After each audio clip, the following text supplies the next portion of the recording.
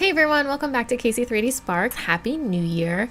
Hopefully everyone is excited. We are going to be jumping into creating some more dungeon scenery. So we spent a lot of time with the inn and other things like that. So I wanted to go ahead and start working on some more dungeon stuff. So I've already done some stone walls. However, I wanted to show you guys how to do some really quickly with the sculpting tool. And I thought it'd also be fun to do some cell walls. But of course, if you guys wanted to do some cleaner lines, I'll link the other video down below, and at the end of the video, if you wanted to do some like super clean line stones or planks or anything like that, just because we do have those other three styles that we've already covered, but I thought it'd be fun to do a more natural looking stone wall today with the cells.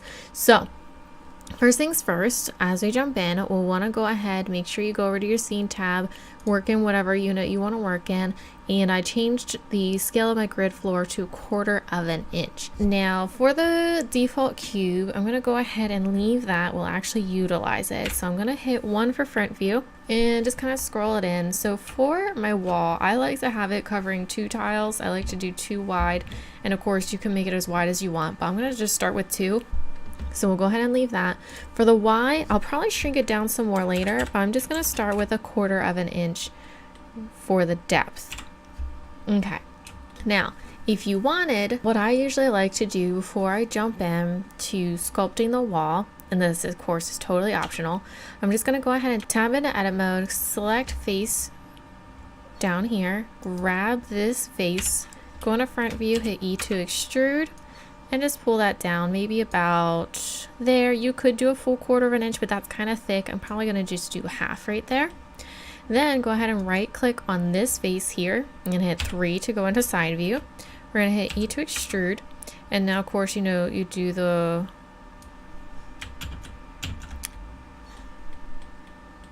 this face here. However, what we'll want to go ahead and do, I'm going to hop into front view real quick, tab out of edit mode, and I'm going to line this up here so it actually fits within that grid square.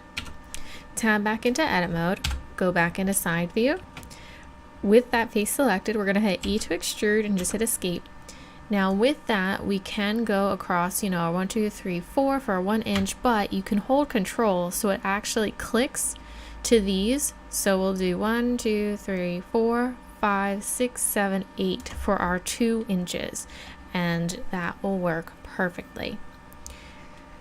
Now what I also like to do is do Control R, we'll do 1 loop that way, and Control R 1 loop horizontally as well. Now with that, we'll go ahead and select this face select again, grab 1 face, hit E to extrude and escape, and do that for the other 3 as well. Now what that allows us to do is we'll go down here and go ahead and select individual origins, then select all 4 faces. We're going to hit S to size them down, and maybe even pull them up a little bit. Let me size them down a little more, so that way our squares are actually separated, and once they're printed out, they can be easily seen. So our grid lines are right there for us. So now that that is all set, we can go ahead and get into sculpting our stones. But really quick, because I'll just use this template later for the, let's go ahead and rename this to base wall. I'm going to duplicate this, hide the original, change this to stone wall, so we can go back to the base wall when we decide to make our cells. Okay, so what I'm going to do is go down here, and we're just going to hop right into sculpt mode. Now, if you've already seen my sculpting tutorial, you'll probably kind of know what I'm up to here. I'm going to go ahead and check this dynamic topology button, so that way it adds more vertices and things as we sculpt, because if you don't, it's not really going to do anything, because we have absolutely, or almost no geometry here. So I'm just going to minimize that because we don't need to really change anything. Symmetry lock will automatically be on anytime you open up Blender. If you don't want that on, just make sure none of them are selected. I'm actually going to have the Y on, so that way as we go in, it will do it on the other side as well, so that way we can only model one side and the other side is perfectly done already for us. Or if you wanted, you can do control ones, so that way you can model all around here and not worry about the floor. But I'm gonna do it with the floor, so that way I can keep that in mind of where exactly that is.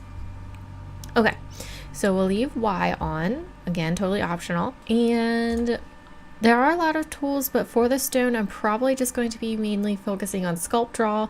I might use a little bit of Smooth, but I have done sculpting a few times now, so I probably will just go ahead and fast forward through this part of it, and you guys can kind of just see how I come up with these stones themselves. So go ahead, do that, and then we'll see you guys in a moment when we're ready to make look at the final result and make the cell walls.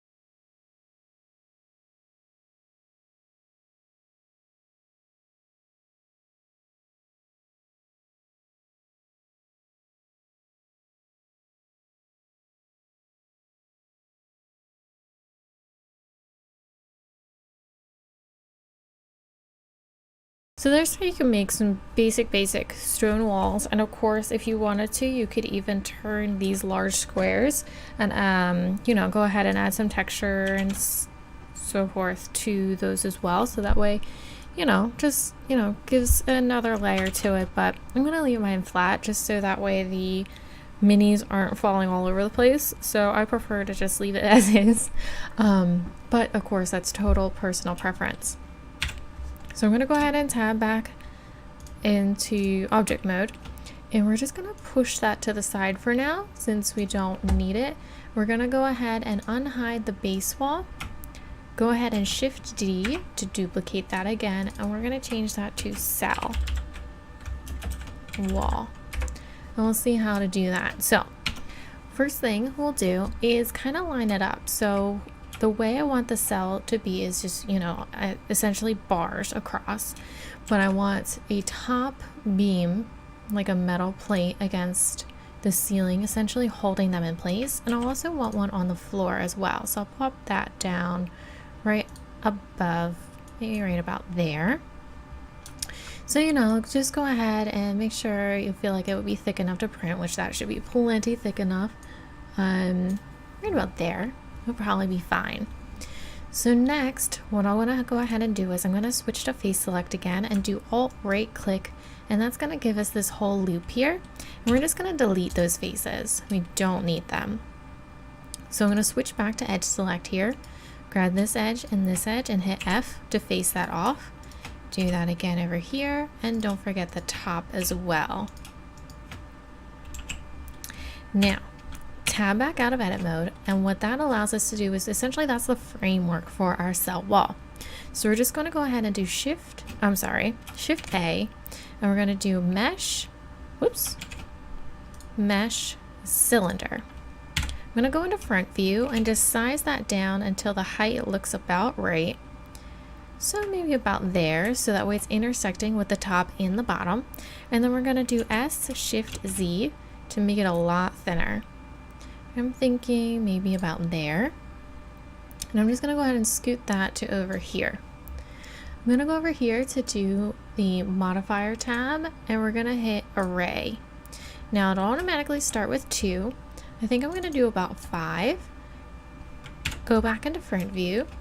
And what we can do once we figure out how many we probably want is generate the relative offset. So I'm just going to use this arrow until it's stretched across where I need it. So I'm going to pull this over, and that actually fits just about perfectly, actually. I like that a lot. So of course, you know, you can play around with how many you would want, how many you think would be appropriate, but I think because, you know, if our person stands about here, this should be thin enough. Of course, you could make the bars thinner, add in more, do your thing. You could even add in a center bar. So let's say you want one of those. We'll go ahead and tab into edit mode. So we already have this one selected. I'm going to hit L, so it'll select all of them. We're going to hit Shift D and pull this down to the center. So that way we get our center bar here as well. And I think I'm going to thin that out a little bit. And I think these need to be pulled back just like that. Perfect. So now we have our cell. What we'll want to do is rename this, apply our array. Go ahead and select everything with A, and we're going to do Control A, rotation and scale, and also location. Now usually to go ahead and apply this, we would just go ahead, right click this, add modifier, Boolean, and apply it. However, you'll notice that if we do that, it will go ahead and hide everything, like it doesn't work properly. In order to get this to work, we'll go ahead, right click on our cell bars, and we have to tab into edit mode. Right click one of the edges on one of the bars, keep hovering over it and hit L, so it'll select all of the linked vertices and edges. Then we're going to hit P and do by selection, and we're going to do that for almost all of them except for one. Now we can go ahead and tab back out. I'm going to go ahead and just be on the safe side, do the same thing. Now with our cell wall selected, we can go ahead and do Boolean union, and we need 5 of these. So 1, 2, 3, 4, 5. So we'll do cell bars 4, 3, 2, and 1. And then I'm going to go ahead and just hide all of those, make sure it looks good, and just apply these in order. Tab into edit mode. I'm going to make sure that it applied properly, which it did. There's nothing extra in here. So it applied just how we wanted it to. So there is our cell wall. I'm going to go ahead and unhide our stone wall. And we can kind of compare how we like them. So, of course, this is just the beginning of what we can do for our dungeon. Hopefully you guys enjoyed this quick and easy tutorial to jump into the new year. If you have any questions, feel free to comment below. Like I said, I will go ahead and post the other tutorials for the nice and clean stone walls at the end of the video and down below, just in case you guys want to see some other options for those walls as well. But let me know if there's any requests for what you would like to see for the upcoming videos, and don't forget to like and subscribe, and I will see you guys next time.